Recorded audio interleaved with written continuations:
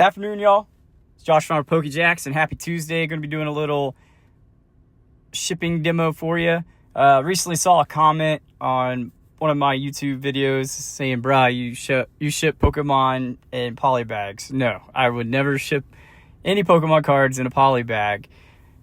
What I do, though, is put them in a box and ship them inside the poly bag, because I do live in Florida and the weather is iffy, and then you never know really what UPS, FedEx, or US Post Office is going to do. So here's just a little demo of how I typically ship binders to avoid higher shipping costs. I haven't received any issues from any customers yet about how I'm shipping them. Nothing's come back damaged, but if something would, I'd make it right and try a different method. But this is how I do it, to keep it light and keep it protected, because if, let's just say, I believe if, towards the end, it's like 13 by 13 by 1 was my measurements, and then for the poly bag, and the weight was almost a little over a pound and some change, right? Now, if I would put this in a 13 by 13 by 2 box, for instance, the pounds would either go up or stay the same, but the price for the shipping would go up because of the size. That's something I've learned. I've learned a few tricks to the trade for shipping. This is always a constant battle for me, especially being new, trying to figure out the most innovative ways to ship items, most cost efficient, but also at the same time ensuring that the products that are being shipped don't get damaged when they're heading to the customer. Like I said, I've used this a couple times. So far, no issues. This one was going to be shipped via UPS. Like I said, haven't had any issues, but this to me saves some cost, saves some space.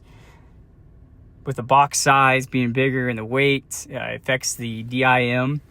You can look that up, but basically that's how each postal service or delivery service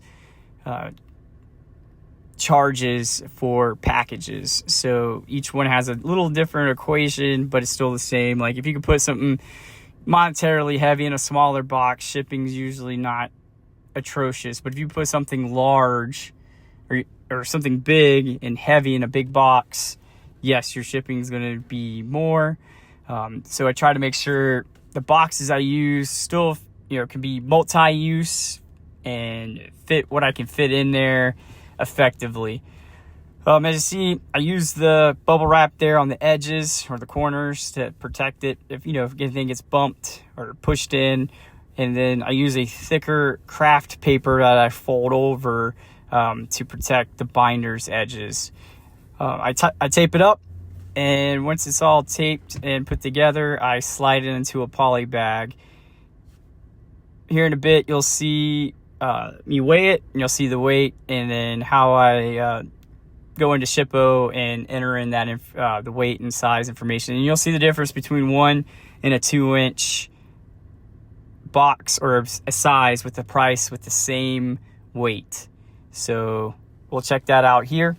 As you can see here, I have a 13 by 13 by 1, and the package is 26 ounces, and the price is $7.77 through UPS. Here I'm going to switch it over to a height of 2 with the same weight, and you're going to see a difference in pricing. So it does matter. And it should come up to be around $8, and let's see what it says. Can't remember. $8.70. So hope you learned something today. Shipping costs, size, weight, all matters.